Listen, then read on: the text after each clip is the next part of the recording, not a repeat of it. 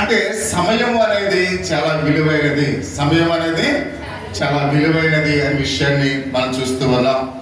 దేవుడు మనకి ఇచ్చిన ఈవుల్లో సమయము కూడా ఒకటి ప్రియమైన వాళ్ళ. ఈవులు అంటే అనేకమైనవి మనకు ఇచ్చి ఉన్నాడు. ఈ అన్ని ఇచ్చినప్పుడు కూడా అన్నిటిలో కూడా సమయం అనేది చాలా విలువైంది అని ప్రతి ఒక్కరు కూడా గమనించవలసిన వారు బట్టిగా మనం చూస్తూ ఉన్నాం. ఎందుకంటే సమయము అందరికీ సమానంగా ఇచ్చాడు. సమయం అనేది అందరికి కూడా సమానంగా ఇచ్చాడు. ఎవరికి ఇచ్చాడు సమానంగా? పేదలకు ఇచ్చాడు, రాజులకు ఇచ్చాడు, ధనవంతులకు ఇచ్చాడు, పామరులకు ఇచ్చి ఉన్నాడు, జమీందారులకు ఇచ్చి ఉన్నాడు. అంత మాత్రమే కాకుండా కూలి వారికి ఇచ్చి ఉన్నారు. అందరికీ రోజుకి 24 గంటల దేవుడు సమయాన్ని ఇచ్చినట్లుగా మనం చూస్తూ ఉన్నాం. నాకు ఎక్కువ మీకు తక్కువ సమయాన్ని ఇచ్చడా లేదు.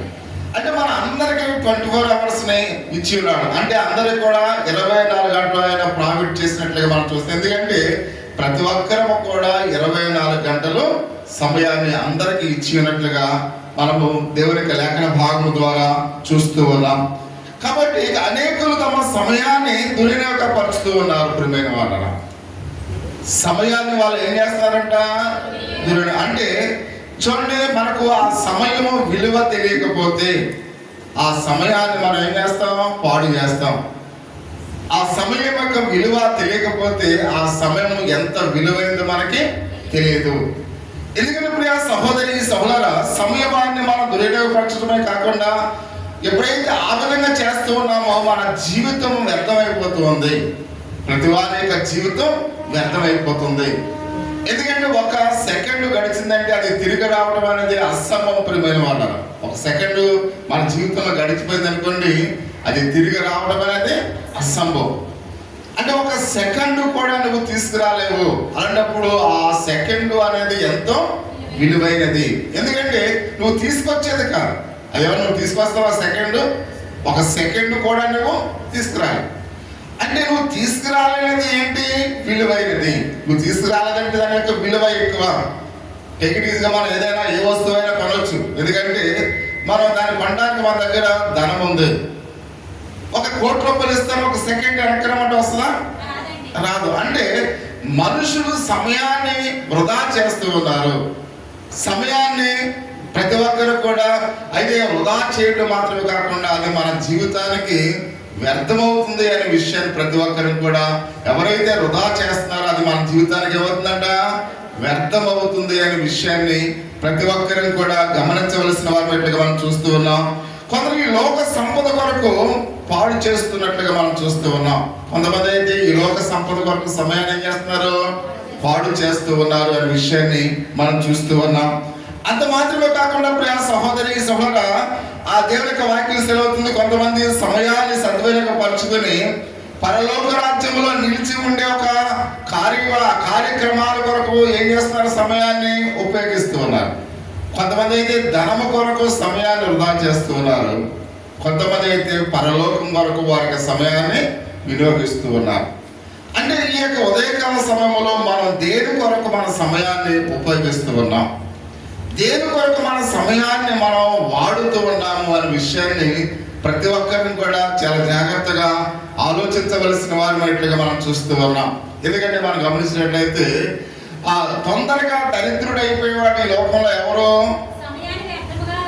ఒకటి తర్వాత ధనాన్ని మనం ఎప్పుడైతే వృధాగా ఖర్చు పెడతామో వాడు తొందరగా ఏమవుతాడు?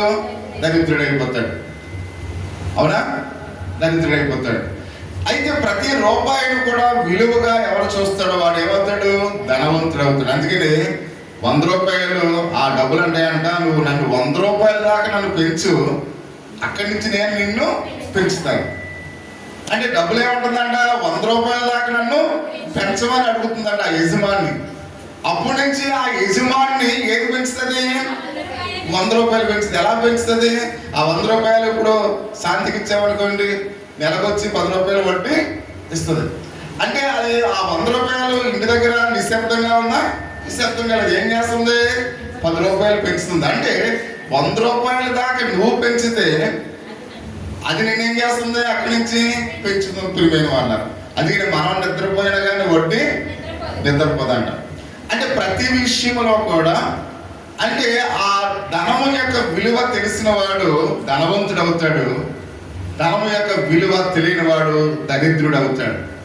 సమయం యొక్క విలువ తెలిసిన వాడు గొప్పవాడు అవుతాడు, సమయం యొక్క విలువ తెలియని వాడు వ్యర్థమైపోతాడు.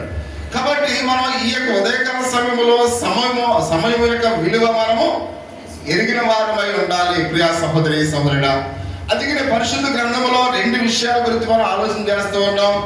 మన సమయాన్ని పరలోకంలో నిలిచేంత వరకు మనము పరలోకం కొరకు ఆ సమయాన్ని మనం వెచ్చిస్తూ ఉన్నామా, లేక లోక సంబంధమైన ధనము కొరకు మన సమయాన్ని వెచ్చిస్తూ ఉన్నామా? ప్రతి ఒక్కరికి కూడా ఆలోచించవలసిన వారిగా మనం చూస్తూ ఉన్నాం. గడిచిన పోయే ఒక క్షణము కూడా మనం రాలేమని ప్రతి ఒక్కరిని కూడా గుర్తించాలి. ఏ ఒక్క నిమిషం కూడా మనము తిరిగి తీసుకురాలేము అని ప్రతి ఒక్కరికి కూడా గుర్తించవలసిన వారిగా మనం చూస్తూ ఉన్నాం. గత సంవత్సరం అంతా కూడా గడిచిపోయింది. ప్రభు మన కృప చేత మనకు ఈ నూతన సంవత్సరంలో మరి యొక్క జనవరి నెల 25వ తారీఖున దేవుడు మనకు ఇచ్చిన్నాడు. అంటే దేవుడు ఎంత గొప్పవాడో ప్రతి ఒక్కరిని కూడా గమనించండి. మన జీవితంలో అలా అలా జరిగిపోతూ ఉన్నాయి.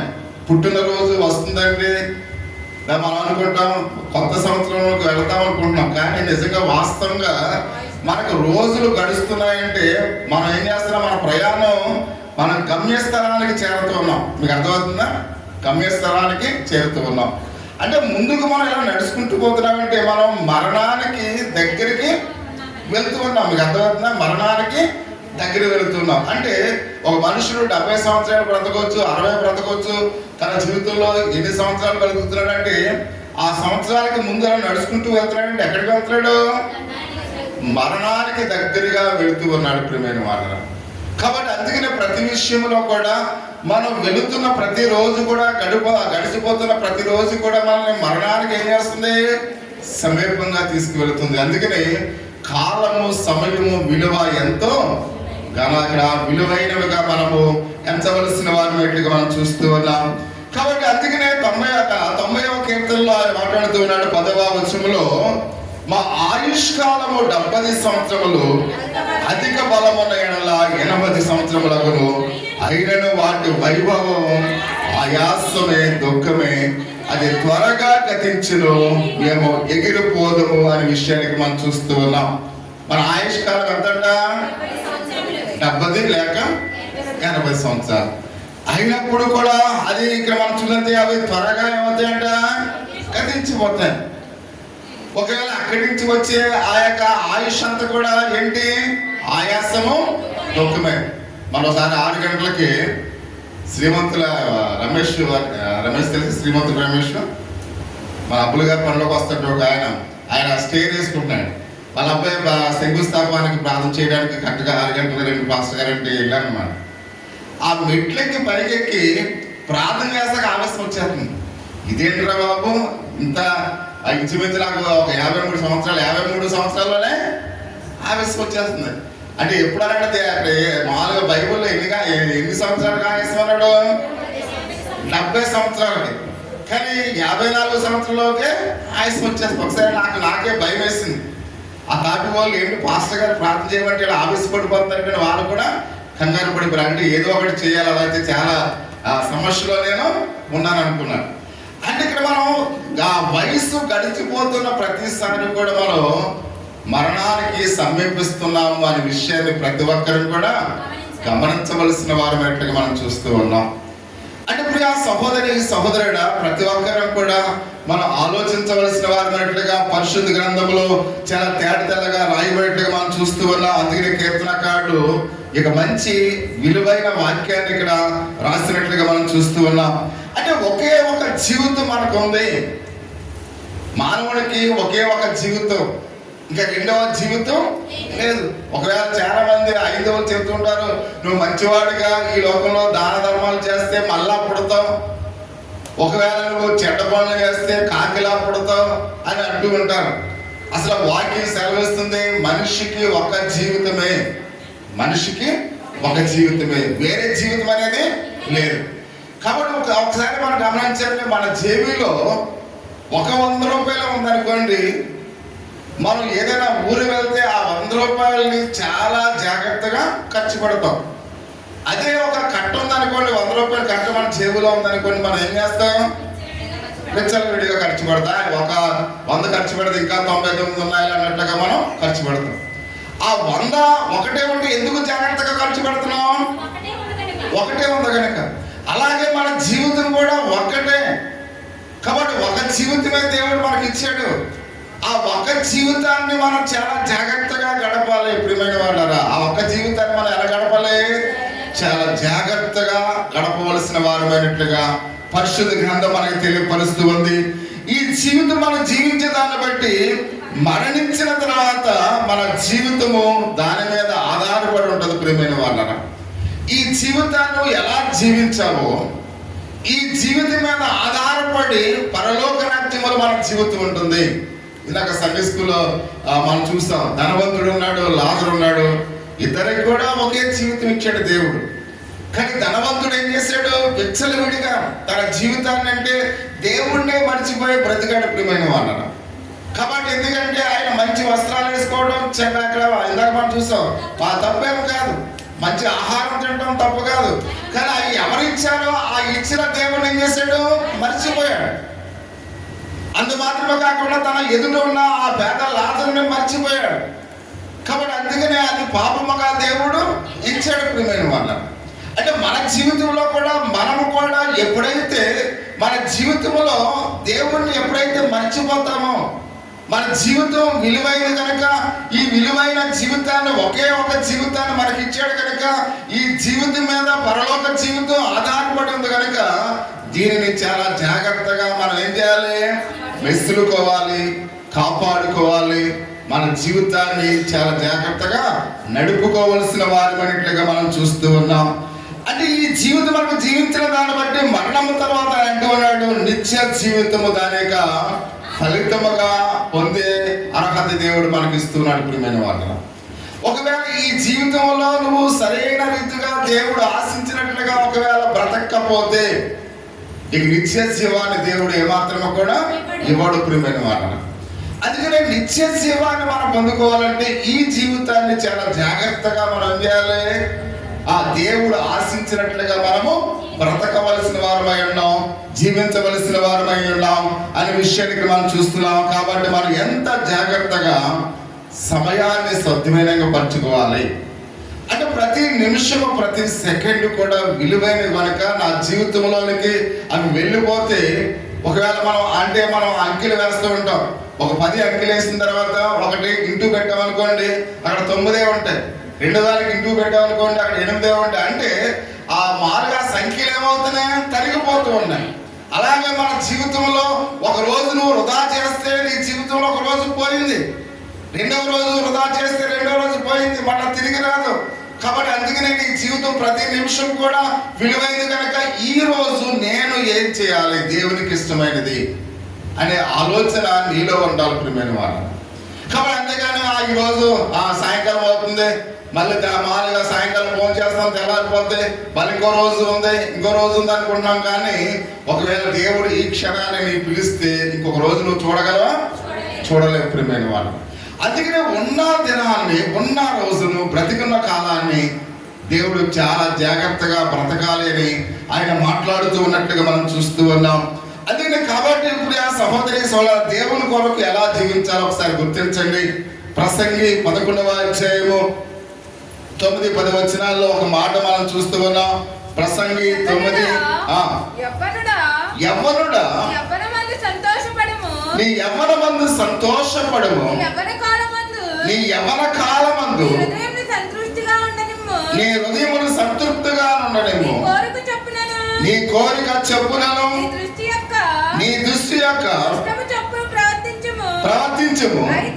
అయితే ఈ అన్నిటిని బట్టి దేవుడు నిన్ను తీర్పులోనికి తెచ్చినని జ్ఞాపకము ఉంచుకొనము. లేత వయస్సును నడి ప్రాయమును గతించుకోనని కనుక నీ హృదయములో నుండి వాక్యములను తొలగించుకొనము, నీ దేహమును చెరుపు దాన్ని తొలగించుకొనము. ప్రియమైన వాళ్ళని అంటున్నాడు, నువ్వు ఏ వయస్సులో ఉన్నప్పుడు కూడా, అంటే యవనస్తుడుగా ఉన్నా, నడి ప్రాయంలో ఉన్నా, అంటే మామూలుగా మనిషికి మనం చూస్తూ ఉన్నాం. అంటే ఇక్కడ బాల్యము, యవ్వనము, నడిప్రాయము, వృద్ధాప్యము. అంటే మన జీవితంలో ప్రతి ఒక్కరం కూడా ఎప్పుడు మనం ఆ బాలులుగానే ఉంటాం, మనం ఉండలేము. యవనస్తులు అవుతుంటాం, యవనస్తుడు నడిప్రాయంలోనికి వెళ్ళిపోతుంటాడు, నడిప్రాయంలో ఉన్నవాడు వృద్ధాప్యంలోనికి వెళ్ళిపోతుంటాడు. అంటే మన జీవితం టర్న్ అవుతూ ఉంటది. ఇప్పుడు మామూలుగా గౌరవ గారు కానీ, చిట్టి గారు కానీ, అబ్బులు గారు కానీ, నేను ఇప్పుడు వాళ్ళగా నేను సర్కస్ చేయాలి నాకు ఉందంటే వాళ్ళు చేయగలరా? చేయగలరా? చేయలేరు. అంటే ఇప్పుడు మామూలుగా మనం చూస్తున్నాం, పసివేద నుంచి వచ్చిన ఆ బాబుని ఇప్పుడు సర్కస్ చేయమంటే చేస్తాడు. ఎందుకని? యవనస్తుడు, బలం ఉంది, శక్తి ఉంది, అంటే ఎక్సర్సైజ్ చేస్తాడు. సర్కస్ అంటే ఎక్సర్సైజ్ అనమాట. ఆ ఎక్సర్సైజ్ చేస్తాడు. ఇప్పుడు సర్కస్ అంటే ఇప్పుడు భయపడుతున్నాడు, అంటే ఎక్సర్సైజ్ చేస్తాడు. ఇప్పుడు వేగంగా పరిగెత్తగలడు. మనం పరిగెత్తగలవా? పరిగెత్తలేడు. ఇప్పుడు మామూలుగా వాడికన్నా ఇప్పుడు ఆ మామూలుగా అభి ఉన్నాడు, అభి ఇంకా స్పీడ్గా పరిగెత్తగలడు. ఇప్పుడు అభి కన్నా మామూలుగా మనం చూస్తున్న శాంతి ఇంకా పరిగెత్తగలదు. ఎందుకంటే వయసుని బట్టి ఏమవుతుంటది, బలం కూడా తగ్గిపోతూ ఉంటుంది. అలాగనే ప్రతి విషయంలో కూడా ఆయన అంటూ ఉన్నాడు, నీవు ఏది మంచిదో ఏది చెడో నీకు తెలుసు కాబట్టి నీకు ఇష్టమైన పనులన్నీ కూడా చేయి. నీకు ఏది సంతోషంగా ఉందో ఆ పనులన్నీ చేయి. అంటే యవనస్తుడితో చెప్తూ ఉన్నాడు, నీకు ఏది ఇష్టమో ఆ పని జరిగించి. కానీ ఒక రోజు ఏముంది? తీర్పు ఉంది అనే విషయాన్ని నువ్వు మర్చిపోకు. అంటే మనం ఏ పని చేసినా అంటే చివర అంటే అన్ని బాగా చెప్తున్నాడు, నువ్వు ఏదైనా చేయి, ఏదైనా సంతోషపడు, ఎలాగైనా ఉండు. కానీ ఒక రోజు ఏముంది? తీర్పు ఉంది. అందుకనే తీర్పు ఉందనే విషయం మనకు మనసులో ఉంటే మనం చేసే ప్రతి పని కూడా ఎలా చేస్తాం? జాగ్రత్తగా చేస్తాం.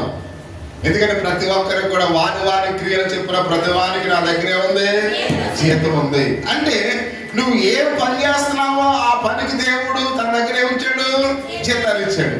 అది ఏ జీతం? నరకము, పరలోకం. కాబట్టి నువ్వు దేనికి అర్హుడుగా ఈ లోకంలో జీవిస్తున్నావు. ఒకవేళ నరకానికి అర్హుడుగా నువ్వు జీవిస్తున్నావా, ఆ తీర్పు దినాన్ని నరకం అనే బహుమానాన్ని నీకు ఇస్తాడు. ఒకవేళ నువ్వు మంచిగా ఈ లోకంలో జీవిస్తున్నావా, నిత్య జీవం అనే బహుమానం, పరలోకం అనేది నీకు ఇస్తాడు. అంటే ప్రతిరోజు నువ్వు చేసిన దాన్ని బట్టి అక్కడ కౌంట్ అయిపోతుంది. నువ్వు చేసిన దాన్ని బట్టి అక్కడ దేవుడు న్యాయాన్ని రాస్తూ ఉన్నాడు. చూడండి, జడ్జిమెంట్ వాళ్ళు ప్రతిరోజు కూడా వాళ్ళు ఏం చేస్తుంటారు? జడ్జి రాస్తూ ఉంటాడు. అదంతా కూడా చదివిన తర్వాత లాస్ట్ ఏం చేస్తాడు? తీర్పునిస్తాడు. అలాగే నువ్వు చేసిన ప్రతిదీ కూడా లెక్కింపబడుతూ ఉంది. కాబట్టి ఎవరు చూడటం లేదు కదా, నా మాటలు ఎవరు వినటం లేదు కదా, నన్ను ఎవరు చూడలేదు కదా, నేను 4 గోడల మధ్యలో చేస్తున్నాను కదా ఒకవేళ అనుకోవచ్చు. ఎందుకంటే ఆయన నువ్వు ఎక్కడైతే ఉన్నావో అక్కడ కూడా ఆయన ఉన్నాడు. నువ్వు పాతాళంలో ఉంటే పాతాళంలో ఆయన ఉన్నాడు, ఆకాశంలో ఉంటే ఆకాశంలో ఉన్నాడు. నువ్వు ఎక్కడైనా చాటు నుండి చెట్టు చాటు నుండి చెట్టు చాటును కూడా ఆయన ఉన్నాడు. అంటే ఆయనకి తెలియకుండా నువ్వు ఏది కూడా చేయలేవు ప్రియమైన వాళ్ళు. అందుకనే మనం చేసే ప్రతి పని కూడా మంచిదై ఉండాలి, యోగ్యమై ఉండాలి. నువ్వు చేసే ప్రతి పని కూడా దేవుడు చూస్తూ ఉన్నాడు.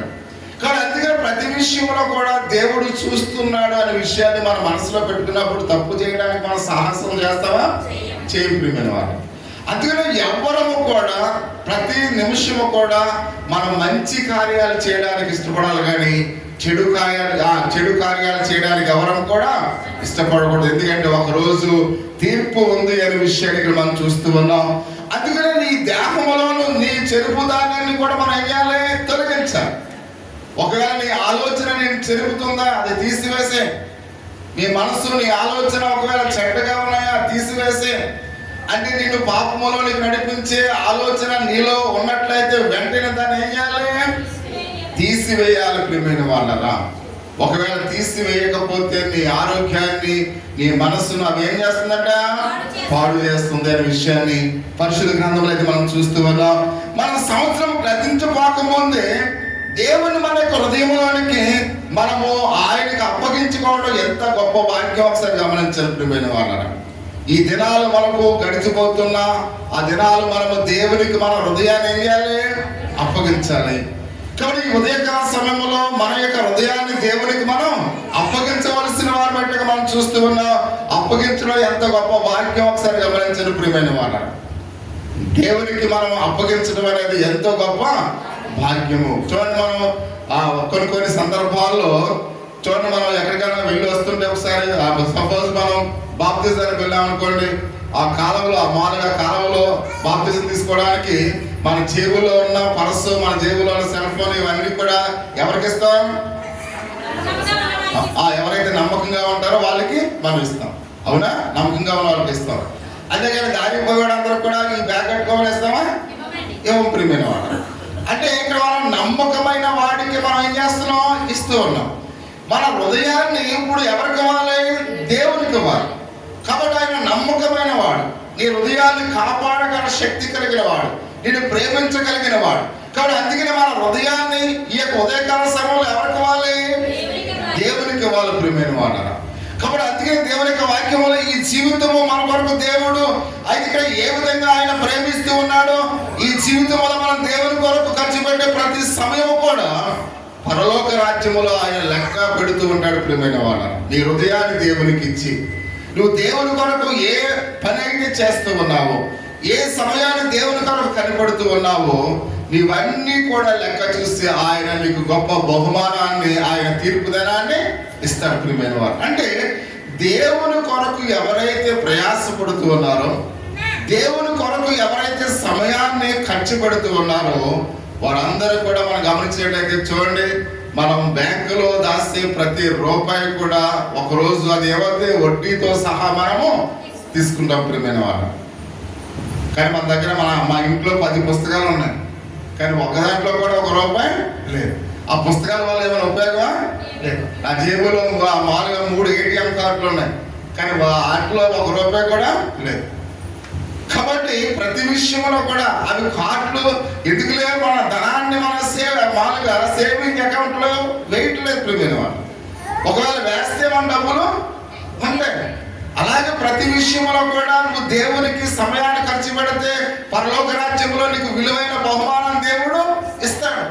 కాబట్టి నీ దగ్గర కేవలం నామకాంత క్రైస్తవుడిగా మాత్రమే వచ్చి వెళుతున్నప్పుడు నువ్వు దేవునికి సమయాన్ని ఏమైనా వెచ్చిస్తూ ఉన్నావా? వెచ్చించటం లేదు. కాబట్టి దేవుడు నీకు కూడా ఏమైనా బహుమానం ఇవ్వగలడా? ఇవ్వలేడు. అయితే నా దగ్గర ఖాళీ కార్డులు ఎలా ఉన్నాయో మీరు కూడా మీ యొక్క హృదయాలు ఖాళీగా ఉంటే దానివల్ల ఎటువంటి ఉపయోగము లేదు. కానీ దేవుని కొరకు సమయాన్ని ఖర్చు పెడితే, దేవునికి సమయాన్ని ఇస్తే దేవుడు నీకు విలువైన బహుమానాన్ని ఆయన ఇవ్వగలడు అని ప్రతి ఒక్కరూ కూడా ఆలోచించవలసిన వారు ఎట్లుగా మనం చూస్తూ ఉన్నాం. కాబట్టి ప్రియ సహోదరి సహోదర, దేవుని యొక్క వాక్యములో మనం గమనించడం అంటాడు. కాబట్టి ఈ యొక్క పరలోక రాజ్యం కొరకు కాకుండా ఈ లోకం కొరకే మనము సమయానంతటి కూడా వృధాగా ఖర్చు పెడితే అది వ్యర్థము అనే విషయానికి మనం చూస్తూ ఉన్నాం. అదేంటంట? వ్యర్థము. దానివల్ల నో యూజ్. ఎందుకు అది పనికిరాదు. కాబట్టి నువ్వు ఈ లోకం కొరకు ఎన్ని ప్రయాసాలు పడ్డా అది తీర్పు దినంలో ఏది కూడా లెక్కింపునకు రాదు అనే విషయాన్ని చాలా స్పష్టంగా బైబిల్ గ్రంథంలో అయితే మనం చూస్తూ ఉన్నాం. అందుకనే మనం సంవత్సరాలు గ్రహించకపోక ముందే మన హృదయాన్ని ఎవరికి అప్పచెప్పాలి?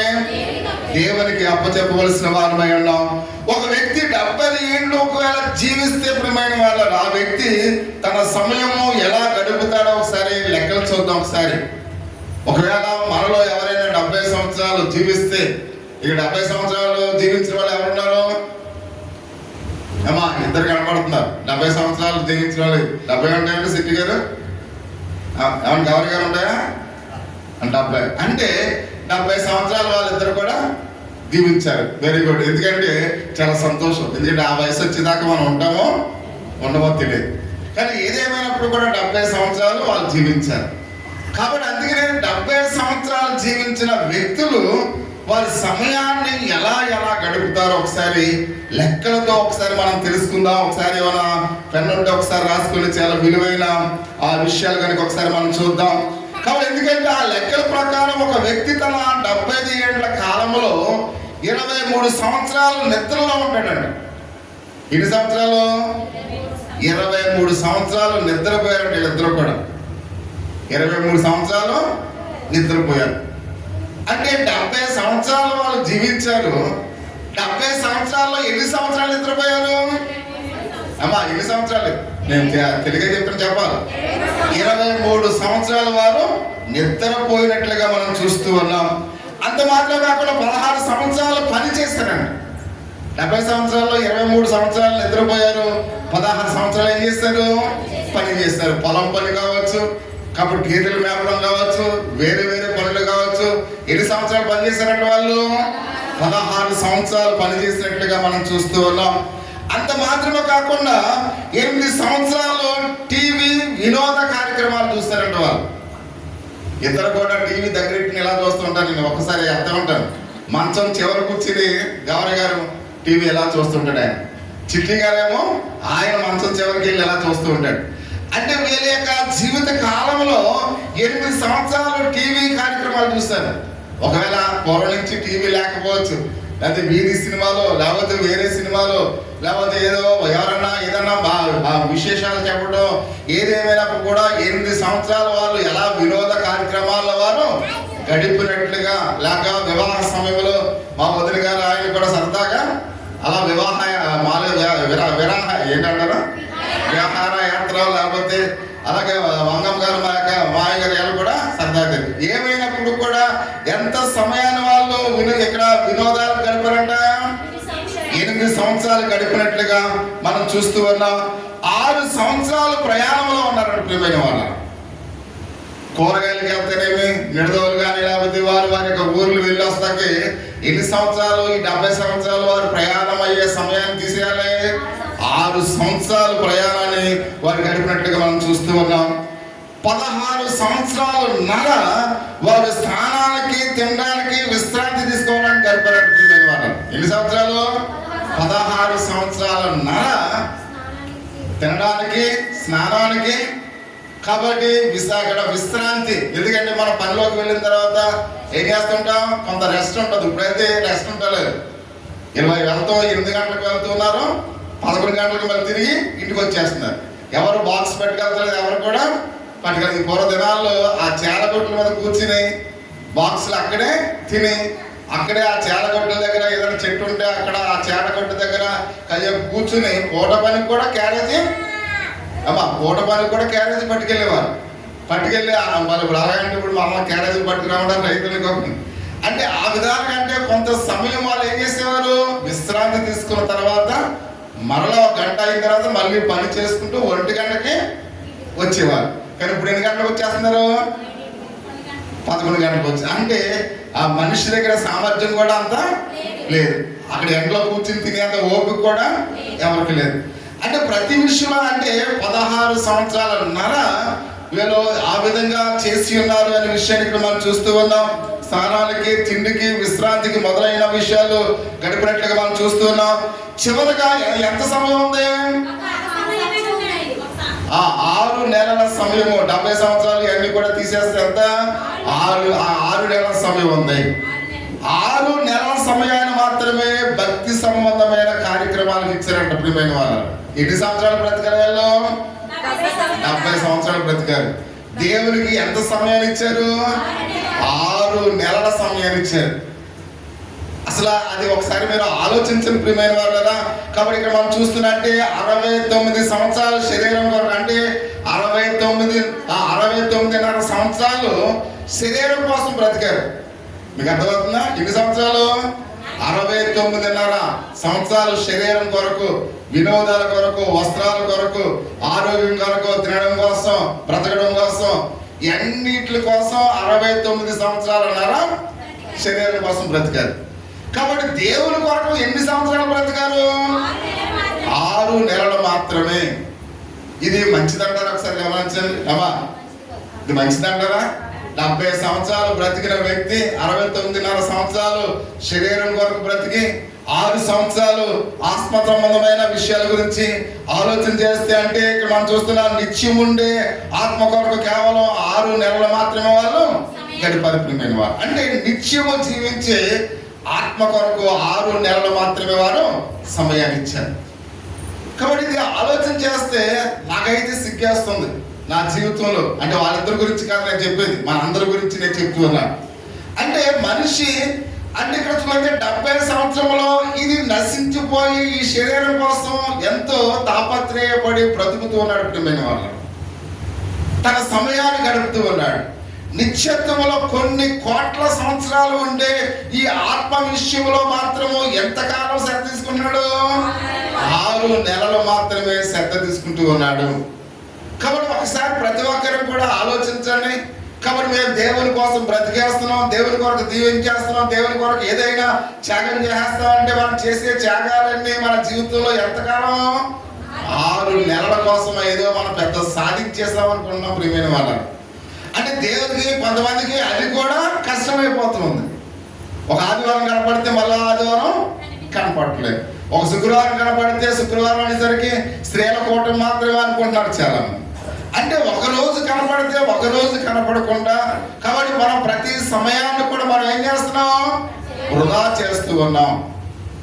అంటే నిత్యత్వములో పరలోక రాజ్యములో ఉండే ఆ జీవితం కొరకు మనం వృధా చేస్తూ 30 సంవత్సరాల్లో, 40 సంవత్సరాల్లో, 60 సంవత్సరాల్లో, 70 సంవత్సరాల్లో ఆ మట్టికి మట్టిగా మారిపోయి శరీరం కొరకు మాత్రమే మనం ఏం చేస్తున్నాం? 69.5 సంవత్సరాలు ఈ లోకంలో దాని కొరకే మనం జీవించే వారంగా ఉన్నాము అనే విషయానికి మనం చూస్తూ ఉన్నాం. అందుకనే పరిశుద్ధ దేవుని లేఖన భాగంలో ఆ న్యాయాధిపతులు 10వ అధ్యాయము 3-5 వచనాల్లో ఒక ఆయన గురించి ఒకసారి మనం చూద్దాం ప్రియమైన వాళ్ళరా. అతని తర్వాత గిలాదు దేశస్థుడైన యాయూరు నియమింపబడిన వాడై 22 సంవత్సరములు ఇశ్రాయేలుకు న్యాయాధిపతిగా ఉండేను. ప్రియ సహోదరి సహోదరుడా, ఇక్కడ ఒక ఆయన్ని మనం చూస్తూ ఉన్నాం. అతడు గిలాదు దేశస్థుడైన యాయూరు అని ఇక్కడ మనం చూస్తున్నాం. అతడు ఏమై ఉన్నాడంట? న్యాయాధిపతి అయి ఉన్నాడు. పరిశుద్ధ గ్రంథంలో ఓల్డ్ టెస్టమెంట్ లో మనం చూస్తూ ఉన్నాం. మనం చూసినట్లయితే రాజుల కన్నా ముందు దేవుడు ఎవరిని ఏర్పాటు చేశాడు? రూతు గ్రంథానికి మనం చూస్తూ ఉంటాం. రూతు గ్రంథానికి ముందు న్యాయాధిపతుల ఏలే కాలంలో ప్రజలు తన ఇష్టానుసారంగా జీవిస్తుంటే ఆ దేశానికి ఏమొచ్చిందట? కరువు వచ్చింది. అంటే కాబట్టి న్యాయాధిపతిగా ఉన్నవాడు సరైన జీవితాన్ని జీవించకపోతే ఆ దేశానికి ఏమొస్తుంది? కరువు వస్తుంది. కుటుంబ యజమాని సరిగ్గా జీవించకపోతే ఆ కుటుంబానికి ఏమొస్తుంది? కరువు వస్తుంది. అంటే కుటుంబ యజమాని మీద కుటుంబం ఆధారపడి ఉంది ప్రియమైన వాళ్ళరా. కుటుంబ యజమాని సరైన నిర్ణయాలు తీసుకోకపోతే ఆ కుటుంబం పేదరికంలోకి వెళ్ళిపోతూ ఉంది. అందుకనే కుటుంబ యజమాని సరైన నిర్ణయాలు తీసుకోవాలి. అందుకనే మనం చూస్తున్న యెహోవా యందు భయభక్తులు గలవాడు ఎలాగూ ఆశ్రయింపబడును అని మనం చూస్తున్నాం. అంటే యెహోవా యందు భయభక్తులు గలవాడు అన్నది ఎవరడు? గలవాడు అంటే ఏకవచనాన్ని వాడినట్లుగా మనం చూస్తున్నట్టే ఎవరైతే ఇంటి యజమానుడు దేవుని యందు భయభక్తులు కలిగి ఉంటాడో అప్పుడు ఆ కుటుంబం దీవించబడుతుంది. కానీ మనం చాలా మంది ఏమనుకుంటారంటే నా భార్య భయభక్తులు కలిగి ఉంటే మేము అందరం దీవించబడతాం అనుకుంటున్నారు. నెక్స్ట్ ప్లేస్ ఎవరికి ఇచ్చాడు? భార్యకి ఇచ్చాడు. కానీ ఇంటి యజమానులు ఏమనుకుంటున్నారు? నేను ప్రార్థనకు వెళ్ళినా వెళ్ళకపోయినా మేము దీవించబడతాం అనుకున్నాం. కానీ దేవుడు ఆయన మనకులాగా మాట మార్చేవాడు కాదు. ఆయన ఏమన్నాడు? కుటుంబ యజమాని భయభక్తులు కలిగి ఉంటేనే ఆ కుటుంబము దీవించబడుతుంది. అంతేగాని నీ భార్య భక్తి కలిగి ఉంటే నువ్వు దీవించబడు, నీ కుటుంబం దీవించబడదు. అంటే నీ కుటుంబం దీవించబడాలంటే కుటుంబ యజమాని ఆ భర్త దేవుని మందిరములో ఉండాలి. అప్పుడే ఆ కుటుంబం ఏమవుతుంది? దీవించబడుతుంది. అదే మీరు ఫలించి అభివృద్ధి పొంది భూమిని నిర్ణయించదని దేవుడు వాగ్దానం చేశాడు ప్రియమైన వాళ్ళు. అందుకనే మన కుటుంబం బాగోవాలంటే మొట్టమొదటిగా దేవుని సన్నిధానంలో ఎవరు ఉండాలి? పురుషులు ఉండాలి, కుటుంబ యజమానులు. అందుకని యెహోవా యందు భయభక్తులు గలవాడు ఎలాగూ ఆశ్రయింపబడును. ఆ మాట ఇంటికి వెళ్ళిన తర్వాత ఒకసారి మరలా చదువుకోండి. అక్కడ అంటే ఇంటి యజమాని బాగుంటేనే ఆ కుటుంబము దీవించబడుతుంది. అందుకనే ప్రతి ఆదివారం స్త్రీల కన్నా ముందు ఎవరు రావాలి? యజమానులు రావాలి ప్రియమైన వాళ్ళ. అంతేగాని మనం చూడండి, మీరు ఎప్పుడైనా ఇప్పుడు ముందు నడుస్తున్నాడు అనుకోండి, ఇప్పుడు సత్యవతి ముందు నడిచేస్తుంది అనుకోండి, శ్రీనేమంటాడు అగా నాకన్నా ముందు నువ్వు వెళ్ళిపోతున్నావు అంటే నేను వెళ్ళిన తర్వాత నా వెనకాల నడవాలంటాడు. ఎందుకని? యజమాని కనుక ముందు సత్యవతి నడుస్తుంది అనుకోండి, అందరు చూసిన వాళ్ళు ఏమనుకుంటారు? ఏంట్రా బాబు మాల శ్రీని కన్నా ముందు వెళ్ళిపోతుందండి అంటారు. అంటే ఎప్పుడు కూడా భార్య మన వెనువెంట ఉండాలి, యజమాని ముందు నడవాలి. అంటే ప్రతి దానికి దేవుడు ఎవరికి ఇచ్చాడు స్నానం? యజమానికి ఇచ్చాడు. కుటుంబాన్ని కూడా యజమాని ద్వారా దీవించబడుతుంది.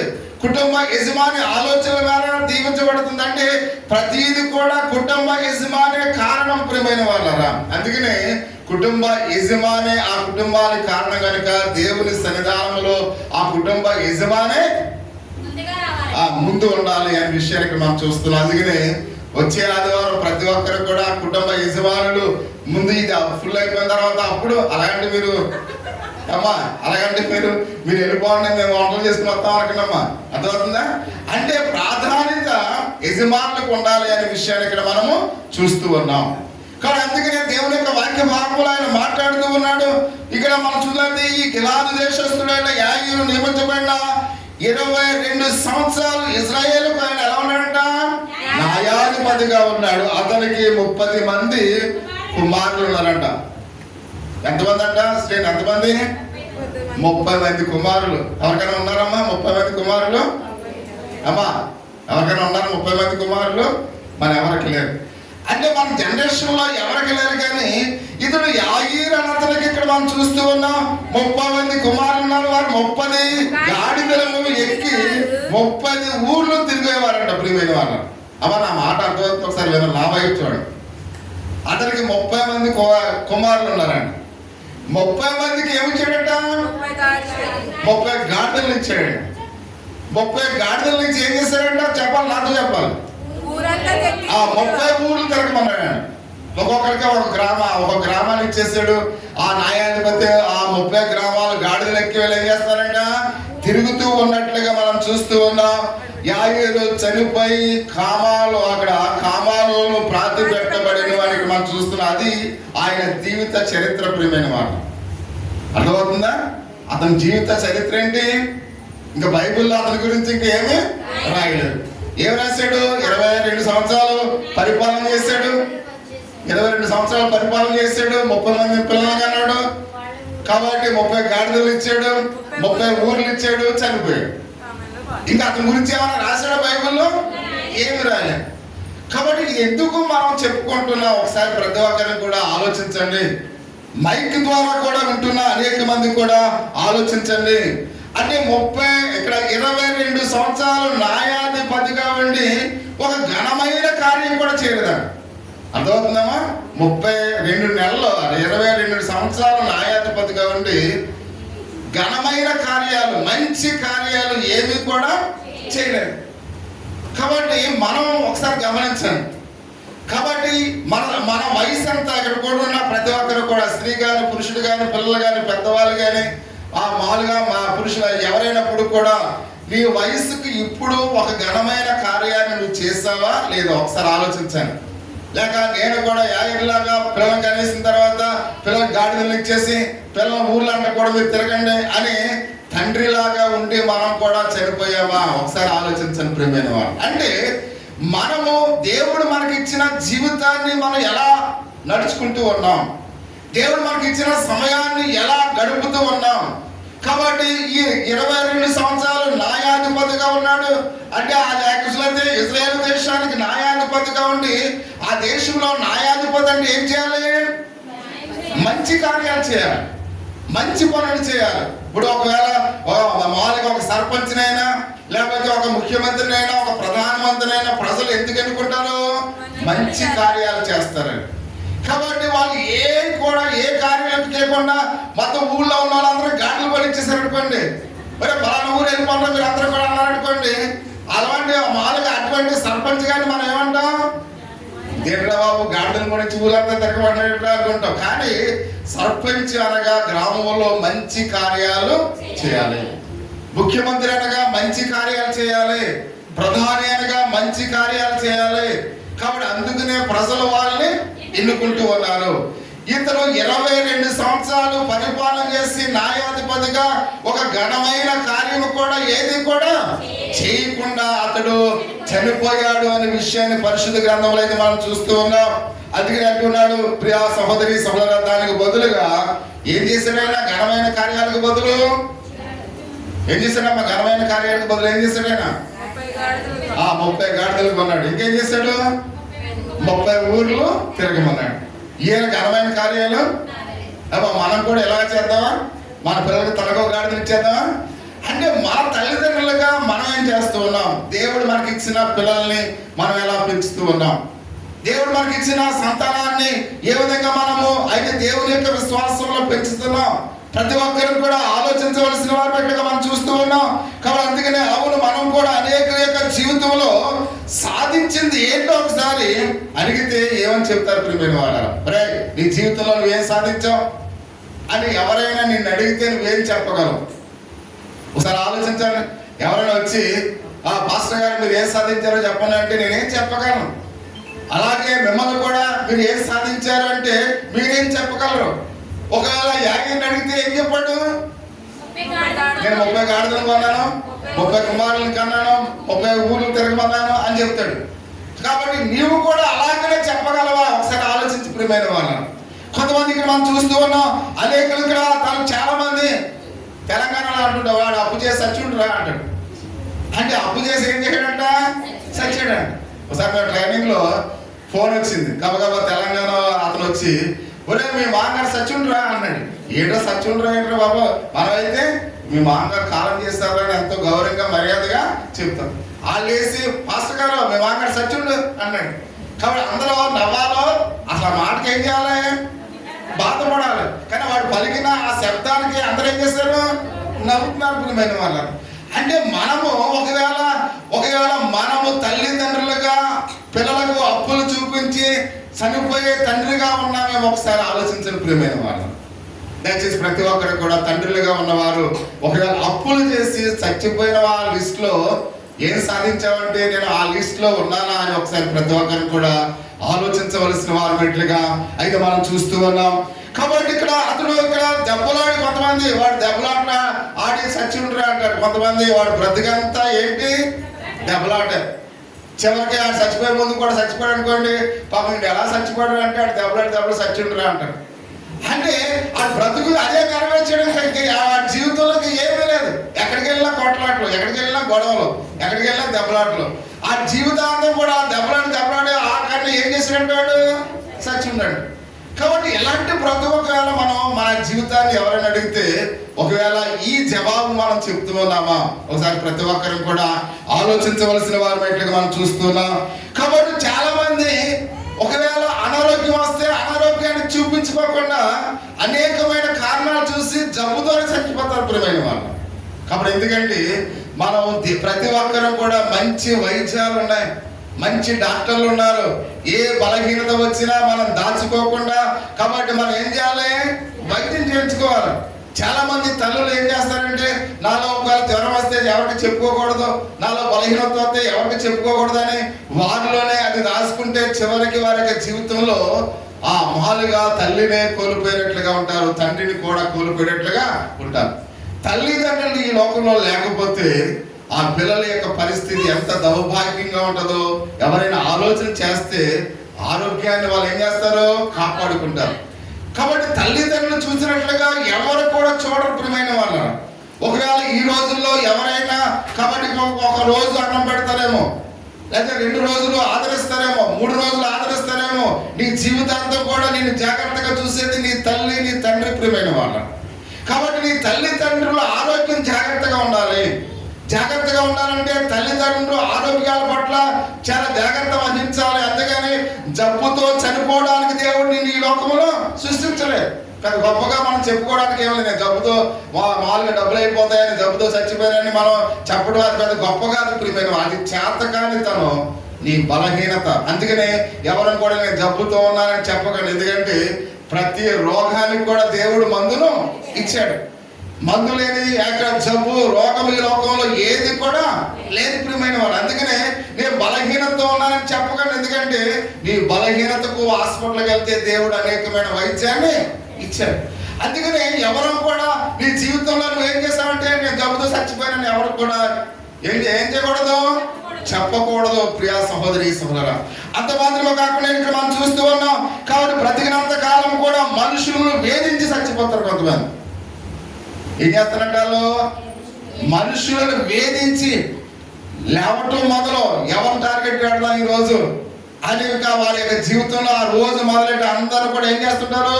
వేధిస్తూ ఉంటారు, బాధిస్తూ ఉంటారు. ఆ బ్రతికంతా కూడా వేధించి ఏదో రోజు చస్తాడు. పాపం ఎందుకు చనిపోయారు అంటే అసలు ఎవరికి మనశ్శాంతి ఉంచారు వీళ్ళు అంటారు. అంటే ఎవరికి మనశ్శాంతి లేకుండా, వాళ్ళకి మనశ్శాంతి లేకుండా ఏమవుతున్నారు? చనిపోతున్నారు ప్రియమైన వాళ్ళరా. కాబట్టి ఒకవేళ నీ జీవితంలో కూడా నీవు కూడా ఎవరికి మనశ్శాంతి లేకుండా చనిపోవటం చేసిన ఘనమైన కార్యం కాదు. ఒకవేళ నువ్వు ఘనమైన కార్యం ఒకవేళ చెప్పుకొని కాబట్టి చనిపోతే దాన్ని దేవుడు ఏమాత్రం కూడా లెక్కించడం ప్రియమైన వాళ్ళు. అందుకనే అది ఘనమైన కార్యం కాదు. కాబట్టి మనము ఎవరిని కూడా ఏం చేయకూడదు? వేధించకూడదు, ఎవరిని బాధ పెట్టకూడదు, ఎవరిని కూడా మనము మన ద్వారా ఎవరి కళ్ళంట ఒక కన్నీరు చుక్క నేల మీద పడితే అది మనకు శాపంగా మారుతుంది ప్రియమైన వాళ్ళరా. కాబట్టి నీ ద్వారా ఎవరైనా నీ పొరుగు వారి యొక్క కన్నంట నీరు చుక్క కింద పడితే అది శాపముగా మారుతుంది అనే విషయానికి మనం చూస్తూ ఉన్నాం. ఇక్కడ యెజబెల్ మనం చూసినట్లయితే, కాబట్టి ఇక్కడ మనం ఆ యెజబెలు నాబోతుని ఎప్పుడైతే చంపివేసిందో, నాబోతు యొక్క రక్తము కుక్కలు నాకుతున్నప్పుడు ఆ నాబోతు యొక్క రక్తము దేవునికి మొరపెట్టిందని ప్రియమైన వాళ్ళ. అంటే నీ యొక్క ప్రతి కన్నీరు కూడా నువ్వు ఎవరైతే వేధిస్తూ ఉన్నావో, నీ ద్వారా ఎవరైతే బాధపడుతూ ఉన్నారో, ఎవరైతే నీ ద్వారా అంగలారుస్తూ ఉన్నారో, ఎవరైతే ఆ బాధను భరించలేక వేదన చెందుతూ ఉన్నారో, వారి యొక్క మౌనము, వారి యొక్క కన్నీరు దేవునికి ఏం చేస్తుంది? మొరపెడుతూ ఉంది ప్రియమైన వాళ్ళు. అందుకని మనం ఎవరిని కూడా వేధించకూడదు, మనం ఎవరిని కూడా బాధ పెట్టకూడదు. ఒకవేళ అది ఘనమైన కార్యం కాదు, నీవు కూడా ఏదో ఒక రోజు అలాగనే మరణిస్తావు ప్రియమైన వాళ్ళ. కాబట్టి ఆ యొక్క నాబోతు కూడా కాబట్టి తన యొక్క నాబోతును ఏ విధంగా చంపివేసి ఉన్నాడు యెజబెలు, కాబట్టి అహాబు ఏ విధంగా చంపివేస్తారో వారి యొక్క బ్రతుకులో కూడా వారి చివరి యొక్క మరణం ఎలా జరిగిందంట? ఎక్కడైతే మాలుగా నాబోతు యొక్క రక్తము ప్రలాపించిందో అక్కడే వాళ్ళు కూడా చనిపోయినట్లుగా మనం చూస్తూ ఉన్నాం. కాబట్టి అందుకనే మనం ఎవరిని కూడా ఏం చేయకూడదు? వేధించకూడదు అనే విషయాన్ని పరిశుద్ధ గ్రంథంలో అయితే మనం చూస్తూ ఉన్నాం. కాబట్టి ఈ ఘనమైన కార్యాలు కాదు ప్రియమైన వాళ్ళ, ఇవి ఘనమైన కార్యాలా కాదు. అంటే మన జీవితంలో ఇది నేను సాధించాను అని మనం చెప్పుకోలేకుండా, కాబట్టి మన జీవితంలో ఇవి మనం చెప్పుకుంటే మన జీవితానికి అది అవమానకరం, మన వంశానికి అది అవమానం ప్రియమైన వాళ్ళ. కాబట్టి అందుకు దేవుడు నిన్ను పుట్టించలేదు అనే విషయాన్ని చాలా తేటతెల్లగా ఆయన చెబుతున్నట్టుగా మనం చూస్తున్నాం. ప్రియ సహోదరుడా, నీ జీవితంలో ఎంత కాలము ఇలా వృధా ఉండొచ్చు ఒకసారి గమనించండి. కాబట్టి దేవుడు నీ కుటుంబం గురించి నువ్వు ఆలోచించాలి, నీ బిడ్డల కోసం నువ్వు ఆలోచించాలి, నీ ఎదుగుదల కోసం నువ్వు ఆలోచించాలి. కాబట్టి మనమైతే ఏం చేస్తుంటాం? ఊళ్ళో వాళ్ళ యొక్క కుటుంబాలు ఎలా ఉన్నాయి, వాళ్ళ పిల్లలు ఎలా ఉన్నారు, వీళ్ళ పిల్లలు ఎలా ఉన్నారు, వాళ్ళ స్థితిగతులేంటి, వీరి స్థితిగతులేంటి, మన సమయాన్ని అంతటిని కూడా వాళ్ళ కోసం ఏం చేస్తున్నాం? వృధా చేస్తున్నాం. కాబట్టి నీ కుటుంబం గురించి, నీ పిల్లల గురించి మనం ఆలోచించాలని దేవుడు ఈ సమయాన్ని మనకి ఇచ్చాడు. కాబట్టి మన కుటుంబాల గురించి ఆలోచించకుండా మనం ఏం చేస్తున్నాం? ఎదుటి వారి గురించి ఆలోచించి సమయాన్ని వృధా చేస్తూ ఉన్నాము అనే విషయాన్ని ప్రతి ఒక్కరిని కూడా గమనించండి. ఇదివరకు క్రీస్తు కొరకు ఏది సాధించి ఉన్నా ఒకసారి ఆలోచించండి ప్రియమైన వారు. క్రీస్తు కొరకు నేను ఇది సాధించాను అని ఎవరైనా మనం ఏదైనా చెప్పగలమా ఒకసారి గమనించండి. ఇప్పుడు వరకు మన ఎదుటి వాళ్ళ గురించి, ఎదుటి వారిని వేధించడం కోసం ఘనమైన కార్యాలను అనుకున్నాం. కానీ దేవుడు అంటున్నాడు, నా కొరకు నువ్వు ఏం చేస్తావు? కాబట్టి ఈ ఉదయకాల సమయంలో నేను క్రీస్తు కొరకు ఈ పని చేస్తానని మనం గౌరవంగా, అయితే ఇక్కడ గర్వంగా చెప్పగలమా? ప్రతి ఒక్కరు కూడా గమనించండి. నా పొరుగు వారి కొరకు నేను మంచి పని చేస్తాను, ఈ పని నేను చేస్తానని మనం చెప్పగలమా? ఒకసారి ఆలోచించండి. ఇవి మనం చెప్పుకునేవి ప్రియమైన వాళ్ళు. కాబట్టి అందుకనే చూడండి, మనం ఒకవేళ మనం బస్సులో ఉన్నాం అనుకోండి, నిద్రలో బస్సు కాలిపోతుంది అనుకోండి, మనకి సన్నగా మెలికొచ్చింది అనుకోండి, రా బస్సు కాలిపోతుందిరా అంటామా? మనం అంటామా? అంటారు మీరు? ఏమంటాం? బస్సు కాలిపోతుందిరా అంటాం. అంటే అది మంచి మాట. కాబట్టి మంచి మాట మనం ఏం చేయాలి? గట్టిగా, స్పష్టంగా, అర్థమయ్యేలాగా చెప్పాలి. కాబట్టి అందుకని ప్రతి విషయంలో కూడా నేను ఇది చేస్తానని చెప్పేది మంచి మాట. కానీ మనం ఎదుటి వాళ్ళకి ద్రోహాలు చేసేవి, అన్యాయం చేసేవి చెడ్డ మాటలు, అవి చెవులో కూడా చెప్పకూడదండి ప్రియమైన వాళ్ళు. చెడ్డ మాట చెవులో కూడా చెప్పకూడదు. గుసగుసలాడడానికి సమయాన్ని మనం ఖర్చు పెడుతూ ఉన్నాం. కాబట్టి ఇవి మనం ఏమాత్రము కూడా చేయకూడదని పరిశుద్ధ గ్రంథంలో చాలా తేటతెల్లగా వ్రాయబడినట్లుగా మనం చూస్తూ ఉన్నాం. అందుకనే ఆయన అంటూ ఉన్నాడు, ప్రియా సహోదరి సహోదరా, అసలు ఎంతవరకు ఇంకనూ రక్షింపబడకుండా ఒకవేళ నీ జీవితంలో సమయం ఉందో ఒకసారి గమనించు. నిజమైన దేవుని యొక్క రక్షణలో ఒకవేళ లేకుండా ఉన్నావేమో, నిజమైన రక్షణ కొరకు నువ్వు ఆలోచించకుండా ఉన్నావేమో, నిజమైన రక్షకుని నువ్వు అంగీకరించకుండా ఇంకా సమయాన్ని వృధా చేస్తూ ఉన్నామేమో, ఒకసారి ప్రతి ఒక్కరికి కూడా ఆలోచించవలసిన వారు మనం చూస్తూ ఉన్నాం. అందుకని ఒకవేళ సమయాన్ని మనం ఒకవేళ వృధా చేసుకుంటున్నామేమో ప్రతి ఒక్కరిని కూడా ఆలోచించండి. ప్రతి నిమిషం కూడా ఎంతో విలువైనది, ప్రతి సమయము కూడా ఎంతో విలువైనది. ఒకవేళ వృధాపరుచుకుని ఉంటున్నామేమో, ఈ రోజు ప్రియా సహోదరి సహోదరుని ఈ జీవితము ప్రభువుకి సమర్పించాలని మాట్లాడుతూ ఉన్నాడు. కాబట్టి ఇంతవరకు ఒకవేళ వృధాగా గడిపేసేమో, ఈ యొక్క ఉదయకాల సమయంలో నీ జీవితాన్ని దేవునికి సమర్పించు. రోమపత్రిక 12వ అధ్యాయంలో మనం చూసినట్లయితే చదవవలసినది, ఆయన సజీవ యాగముగా ఆయన మన యొక్క శరీరాన్ని దేవునికి సమర్పించారు. కాబట్టి సజీవ యాగముగా ప్రియా సహోదరి సహోదరుడా, ఈ ఉదయకాల సమయంలో నీ హృదయాన్ని దేవునికి సమర్పించమని చెప్తూ ఉన్నాడు. కాబట్టి నువ్వు ఎంతవరకు నీ హృదయాన్ని దేవునికి ఇవ్వబోతూ ఉన్నావు, ఎంతవరకు దేవుని యొక్క సన్నిధానంలో నీ హృదయాన్ని దేవునికి సమర్పించబోతూ ఉన్నావు, నీ తీర్మానం చేసుకోవాల్సిన వారమైనట్లుగా పరిశుద్ధ గ్రంథంలో అయితే మనం చూస్తూ ఉన్నాం. ఈ రోజు నీ జీవితాన్ని ఈ ఉదయాన్ని దేవుని కొరకు నువ్వు ఇవ్వవలసిన వారైనట్లుగా మనం చూస్తూ ఉన్నాం. ఎందుకంటే బైబిల్లో హానోకు కొరకు మనం చూస్తూ ఉన్నాం, అయితే నోవాహు కొరకు మనం చూస్తూ ఉన్నాం. మోషే వంటి వారి యొక్క జీవితాల గురించి మనం చూస్తే వారు దేవుని కొరకు ఘనమైన కార్యాలు చేస్తారు. ప్రియమైన వాళ్ళ, హానోకు ఘనమైన కార్యాన్ని దేవుని కొరకు చేశాడు. నోవాహు ఘనమైన కార్యాన్ని, తన కుటుంబాన్ని రక్షించుకున్నాడు. ఆ దినాల్లో ఆ మనుషులంతా దేశమంతా కూడా చెడిపోయినప్పుడు కూడా నోవాహు తన కుమారులను, తన కోడళ్లను, తన భార్యను, తన కుటుంబాన్ని రక్షించుకున్నాడు. ప్రియమైన వాళ్ళ, అది ఘనమైన కార్యము. కాబట్టి నీ కుటుంబాన్ని నువ్వు రక్షించుకుంటే అది ఘనమైన కార్యము. కాబట్టి ఇక్కడ మనం చూస్తే హానోకు దేవుని వెంట నడిచాడు. దేవుని వెంట నడవడం దేవుడు ఎలా బ్రతకమన్నాడో, ఎలా జీవించమన్నాడో, పొరుగువారిని ఏ విధంగా ప్రేమించమన్నాడో దేవుడు చెప్పిన ప్రతిదాన్ని కూడా ఆయన నెరవేర్చాడు. కాబట్టి ఆయన ఘనమైన కార్యాలు చేశాడు. కాబట్టి మోషే మనం చూసినట్లయితే నా ఇల్లంతటిలో కూడా నమ్మకమైన వాడు. ఎందుకంటే ఆయన అంటున్నాడు, ఐగుప్తు దేశంలో ఈ సుఖభోగాలు అనుభవించడే కన్నా ఆ ఇజ్రాయేల్ ప్రజలతో నేను పేదరికాన్ని అనుభవించడం మేలు అన్నాడు. ప్రియమైన వాడు, అది అతడు చేసిన ఘనమైన కార్యం. కాబట్టి నీవు నీ జీవితంలో ఏం చేస్తావు? ఘనమైన కార్యాలు ఏమైనా ఉన్నాయా చెప్పుకోవడానికి? ఏమైనా ఉందా? ఒకసారి ఆలోచించండి ప్రియమైన వాళ్ళరా. కాబట్టి అంత మాత్రమే కాకుండా ఆయన మాట్లాడుతూ ఉన్నాడు.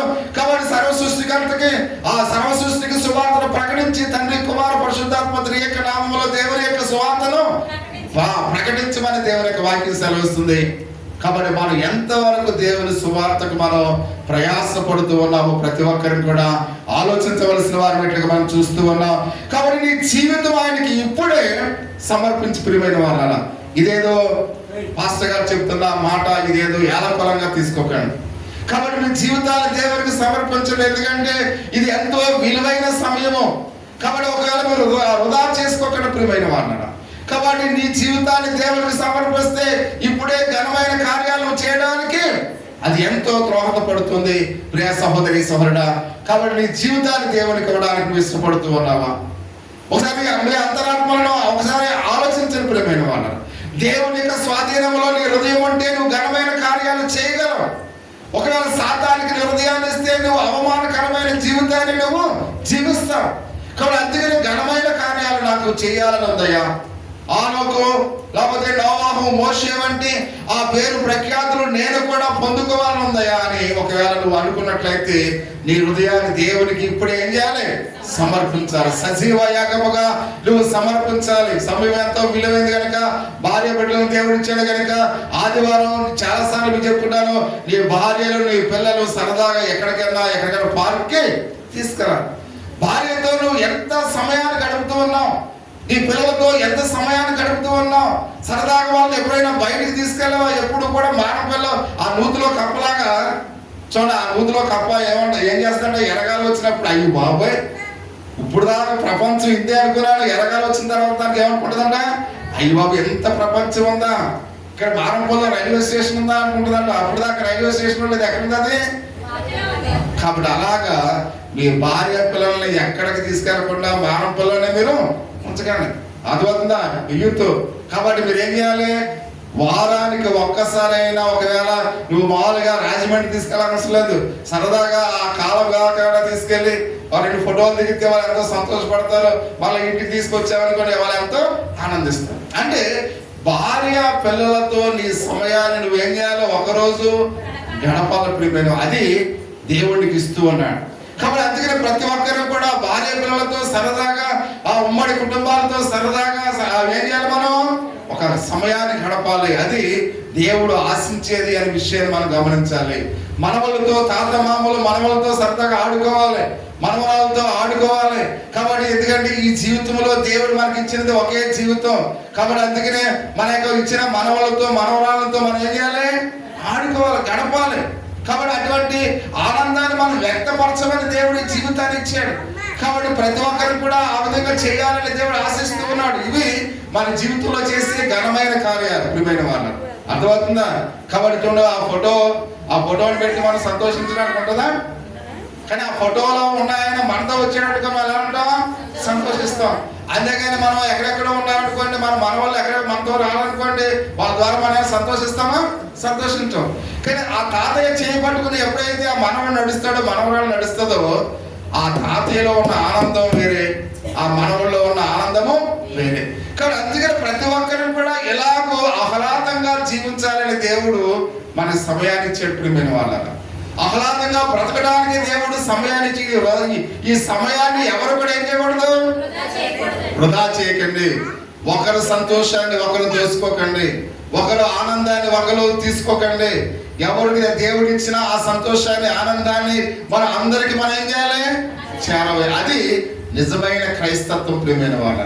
నిజమైన విశ్వాసికి ఉండవలసిన లక్షణాలు, విశ్వాసంలో ఉండవలసిన ఆలోచనలు, విశ్వాసంలో ఉండవలసిన తలంపులు, విశ్వాసంలో ఉండవలసిన ఉద్దేశాలు. అప్పుడే నువ్వు చేసిన ఘనమైన కార్యం అని మనం చెప్పగలం ప్రియమైన వాళ్ళ. కానీ అందుకని దేవుని యొక్క వాక్య భాగంలో ఒక మాట ఆయన సెలవు ప్రార్థన చేసుకున్నాను. ఎందుకంటే ఆయన మాట్లాడుతున్నాడు, మన సమయం ముఖ్యంగా వృధాపరిచేది అక్కడ మొట్టమొదటి ఏంటి? మన సమయాన్ని వృధాపరిచేది ఏంటి? అవి వినడానికి ఇష్టపడతారా? అసలు మన సమయాన్ని వృధా చేయడానికి అసలు ముఖ్యమైన కారణం ఏంటో ఒకసారి మనం తెలుసుకున్నట్లయితే ఆయన అంటున్నాడు, సోమరితనం ప్రియమైన వాడు. సోమరితనం ఏం చేస్తుందట? మన సమయాన్ని వృధా చేస్తుంది. ఇప్పుడు అన్నపూర్ణ వచ్చి ఏమంటే ఆ మొక్క కొట్టేది కొద్దిగా ఈ పోతి బొబ్బర్ చెట్టు అనుకుంటా అని అందనుకోండి, అనే విధంగా కొడదాంలే అని అనుకోండి, దాన్ని ఏమంటారు? సోమరితనం. అంటే ఏ పూట ఏ క్షణంలో చేయవలసిన పని ఆ రోజే ఆ క్షణంలో చేయాలి. ఆ చేసేవాడిని ఏమంటాడు? మామూలుగా వాళ్ళు సోమరితనం ఉండదు ప్రియమైన వాళ్ళు. అంటే ఇక్కడ మనం చూస్తున్నట్టే సోమరితనం మన సమయాన్ని ఏం చేస్తుంది? సోమరులు ఏం చేస్తారంట? మూతు ముడుచుకుని మామూలుగా నాకు ఎక్కువ ఒక అరగంట పడుకోవాలి, 10 నిమిషాలు పడుకోవాలనుకోండి, అన్నపూర్ణ లేపేసింది అనుకోండి, 10 నిమిషాలు పడుకోవాలనుకోండి. నేనే నా వంక ఏంటంటే, నీకు తెలుసు కదా టీ తాకుండా నేను లెగనని, నీకు తెలుసు కదా వేడి నీళ్ళు తాకుండా లెగనంటే 10 నిమిషాలు ఆ స్టవ్ మీద పడుతుంది, 10 నిమిషాలు నేను. అది కూడా ఏంటి? సోమరితనం. అంటే సోమరి ఆ సమయాన్ని ఏం చేస్తాడు? వృధా చేస్తాడు. రెండోది మన సమయాన్ని వృధా చేస్తే ఏంటి? నిద్ర. కాబట్టి నిద్రపోయే వాళ్ళు కూడా సమయాన్ని ఏం చేస్తాడు? కొంతమంది 10 గంటలు లేస్తారు. అసలు వాళ్ళని చూస్తే నిజంగా ఆశ్చర్యం వేస్తుంది ప్రియమైన వాళ్ళ. 10 గంటలు లేచి ఎలా అనుకుంటారు వాళ్ళు. అది కూడా అంటే ఎప్పుడు లేవాలి మనుషులు? 5 గంటలకు లేకపోతే 6 గంటలకి. కాబట్టి వేరే ఎప్పుడు వేస్తాడు? 10 గంటలకు లేసి వాళ్ళు మీరు ఎవరు ఉన్నారా, మీరు ఎవరు ఉండరు అనుకుంటున్నాను. వెనకాల ఎవరు ఉన్నారా? మీరు అందరూ కూడా 6 గంటలు లేసిపోతారు. కాబట్టి అందుకని 10 గంటలు లేసే నిద్ర అంటే ఎన్ని గంటల వాళ్ళు వృధా చేస్తున్నారు?